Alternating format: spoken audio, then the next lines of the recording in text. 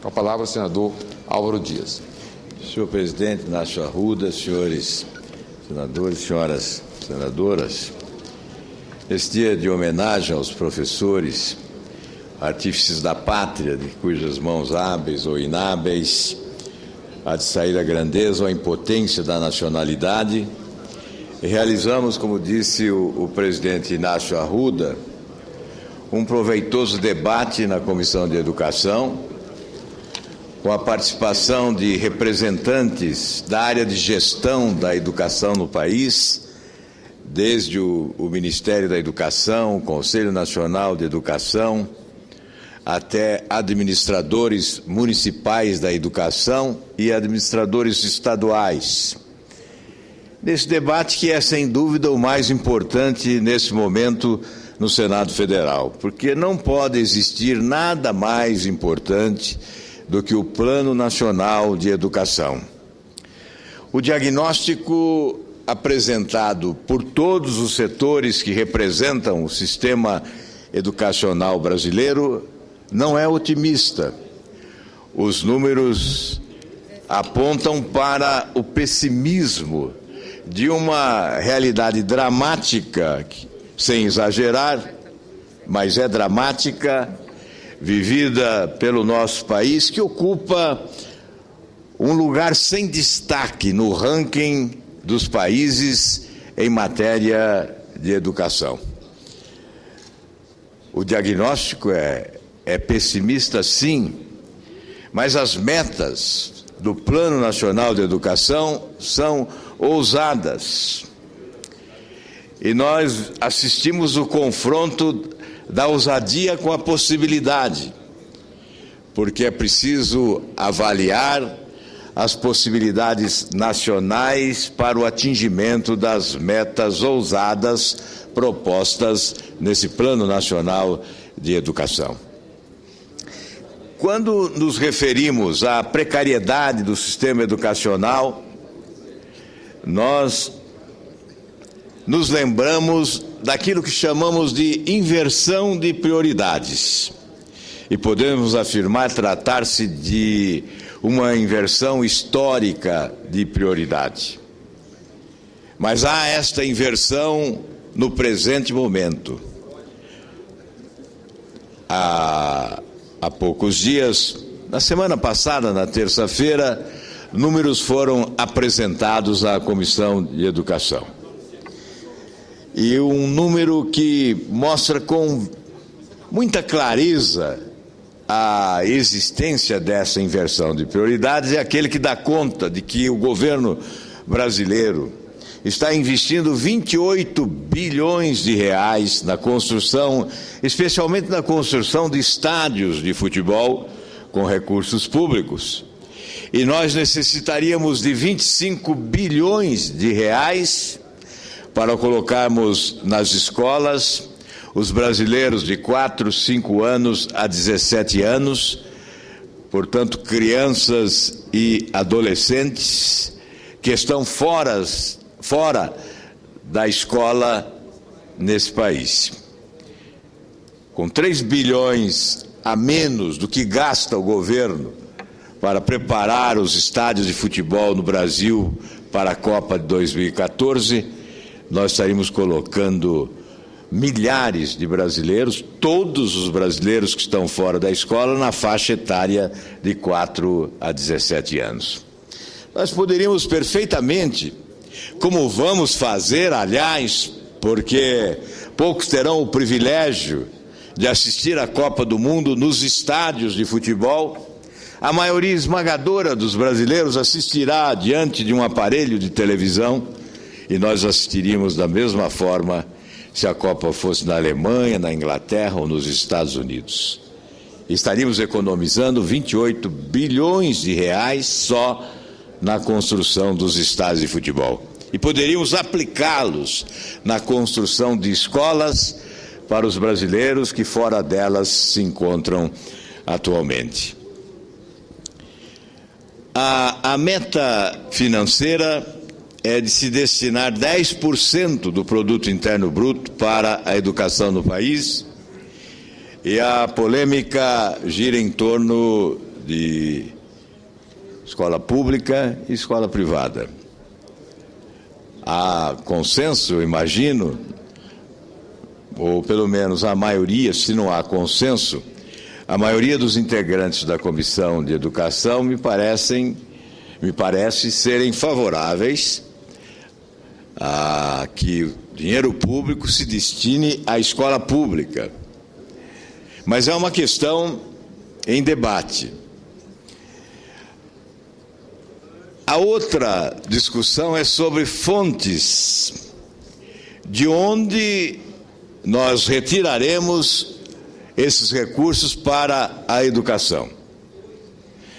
Ora, é uma discussão também que particularmente me deixa constrangido quando eu vejo essa discussão em relação à saúde.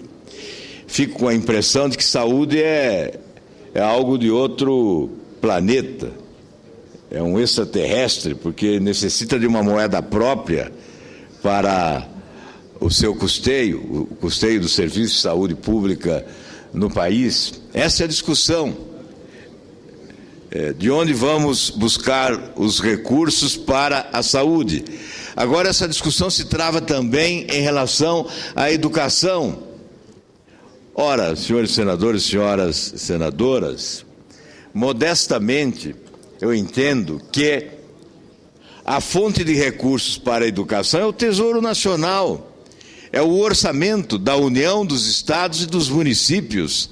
É a receita global, a receita pública global da União, dos estados e dos municípios. O que temos que discutir é que percentual deve se destinar ao setor educacional.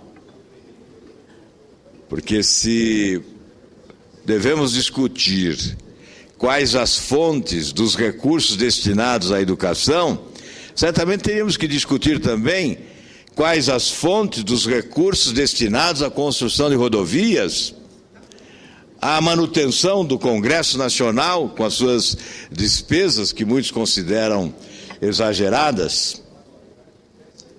Portanto, esta não é a discussão, no meu entendimento. O que nós devemos é discutir recursos necessários, não importa de onde venham, e gestão competente. Porque certamente, se destinarmos recursos como desejamos, e que seja 10% do produto interno bruto, e não tivermos gestão competente, estaremos promovendo um grande desperdício de recursos públicos no país. As metas, eu repito, são ousadas. Por generosidade do presidente Ciro Miranda, da Comissão de Educação, sou o relator desta proposta.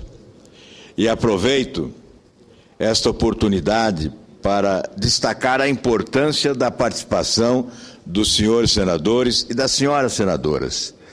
No Senado Federal temos vários professores que se dedicaram ao longo da vida à educação e estão sendo preciosos nesta hora, travando um debate de nível elevado na Comissão da Educação, para que possamos encontrar os caminhos para a apresentação de um parecer que seja a síntese daquilo que deseja o povo brasileiro em matéria de Plano Nacional de Educação. E quero, desta tribuna, também fazer um apelo aos brasileiros ligados ao setor educacional, que contribuam com as suas ideias, com as suas sugestões, que encaminhem ao Senado Federal, a esse relator ou então aos senadores que integram a Comissão de Educação, para que nós possamos redigir um relatório e um parecer final, utilizando milhares de mãos de brasileiros que certamente entendem ser a educação fundamental para o futuro do país. As 20 metas. Primeira, educação infantil. Garantir vaga na escola pública para todas as crianças de 4 e 5 anos até 2016 e para 50% das crianças de até 3 anos até 2020. A meta número 2, ensino fundamental, universalizar o ensino fundamental de 9 anos para toda a população de 6 a 14 anos e garantir que pelo menos 95% dos alunos concluam essa etapa na idade recomendada. Meta 3, ensino médio. Garantir atendimento escolar para todos os jovens de 15 a 17 anos até 2016, com aumento da taxa líquida de matrículas no ensino médio para 85%. Meta 4. Esta é uma meta polêmica. Deficientes e superdotados. Universalizar para a população de 4 a 17 anos o atendimento escolar aos estudantes com deficiência, transtornos globais do desenvolvimento e altas habilidades ou superdotação na rede regular de ensino, ressalvados os casos específicos atestados por laudo médico competente validado. Meta 5. Alfabetização. Alfabetizar todas as crianças até no máximo 8 anos de idade. Elevar a taxa de alfabetização da população com 15 anos ou mais para 93,5% até 2015. Erradicar até 2020 o analfabetismo absoluto, reduzir em 50% a taxa de analfabetismo. É claro que teremos propostas de alteração, inclusive em relação à idade para a alfabetização. Ao invés de 8 anos, aqui a proposta, nós já encaminhamos, inclusive, o debate quando da aprovação de uma medida provisória que apresentamos emenda propondo a idade de 6 anos para a alfabetização. A meta 6, tempo integral. Oferecer educação em tempo integral em 50% das escolas. É também uma meta ousada e muito importante. A meta 7, desempenho dos alunos. Garantir a melhoria da qualidade da educação brasileira, com metas de aprendizado calculadas pelas notas do IDEB, Índice de Desenvolvimento da Educação Básica, em 10 anos. Início do ensino fundamental de 4,9 para 6. Fim do ensino fundamental de 4,4 para 5,5 e no fim do ensino médio de 3,9 para 5,2. A meta 8, escolaridade média. Elevar a escolaridade média da população de 18 a 29 anos, de modo a alcançar um mínimo de 12 anos de estudo para a população do campo e para os 25% mais pobres, e igualar a escolaridade média entre negros e não negros. Meta 9, analfabetismo. Elevar a taxa de alfabetização da população com 15 anos ou mais para 93,5% até 2015 e até 2020. Erradicar o analfabetismo absoluto e reduzir em 50% a taxa de analfabetismo funcional. Meta 10, educação profissional. Oferecer o mínimo de 25% das matrículas de educação de jovens e adultos na forma integrada à educação profissional nos anos finais do ensino fundamental e do ensino médio. Meta 11, educação profissional técnica de nível médio, triplicar as matrículas da educação profissional técnica de nível médio, assegurando a qualidade da oferta e pelo menos 50% de vagas gratuitas na expansão. Meta 12, ensino superior, elevar a taxa bruta de matrícula na educação superior para 50% e a taxa líquida para 33% da população de 18 a 24 anos. São 20 as metas. A de número 13, professores titulados. Elevar a atuação de mestres e doutores nas instituições de ensino para 75% no mínimo do corpo docente, sendo do total 35% de doutores. Meta 14, pós-graduação. Elevar gradualmente o número de matrículas na pós-graduação de modo a atingir a titulação 60 mil mestres e 25 mil doutores. Meta 15, formação de professores. Garantir no prazo de 1 ano a criação de uma política nacional de formação continuada dos profissionais da educação, com capacitação inicial e oportunidades de formação continuada em nível superior de graduação e pós-graduação gratuita na respectiva área de atuação. Meta 16. Professores pós-graduados, garantir que até o último ano de vigência do Plano Nacional de Educação, 80% dos professores que atuam na educação básica tenham concluído o curso de pós-graduação em sua área de atuação. Meta 17, valorização do professor, equiparar o rendimento médio dos profissionais do magistério nas redes públicas de educação básica ao dos demais profissionais com escolaridade equivalente até o final do 6º ano de vigência do Plano Nacional de Educação. Esta é uma meta importantíssima, a valorização profissional do mestre. Nós verificamos que alguns municípios não conseguem pagar o piso aos professores e chegam a oferecer R$25 mil de salário a um médico. Veja o contraste gritante.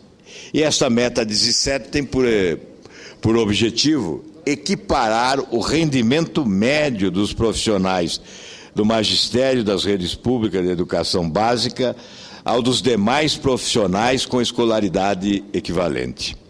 A meta 18, plano de carreira. Estruturar as redes públicas de educação básica de modo que até o início do 3º ano de vigência deste plano, 90% dos respectivos profissionais do magistério e 60% dos respectivos profissionais de educação não docentes sejam ocupantes de cargos de provimento efetivo e estejam em exercício nas redes escolares a que se encontrem vinculados. Meta 19.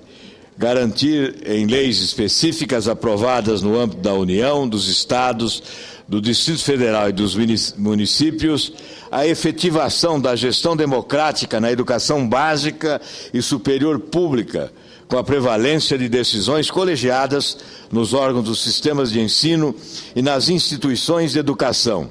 Democratizar o acesso às funções de direção, conjugando mérito e desempenho e ampliar a participação das comunidades escolar e acadêmica. E, por fim, a meta número 20. Financiamento, ampliar o investimento público em educação de forma a atingir, no mínimo, o equivalente a 10% do produto interno bruto ao final do decênio. Sabemos que são metas ousadas e de difícil concretização, mas, sem dúvida, senador Aloysio, se esse Plano Nacional de Educação em 10 anos se tornar uma realidade, a educação no Brasil será totalmente diferente. E, certamente, o nosso país caminhará com maior velocidade na direção de um futuro mais adequado a todos os brasileiros. Nós desejamos que isso ocorra. E, nesse dia do professor, a nossa homenagem a eles, repetindo Santo Agostinho. Ensinar é um ato de amor às pessoas e à verdade. Que esse plano seja também uma manifestação de verdade em nome do futuro desse país. Muito obrigado, senhor presidente.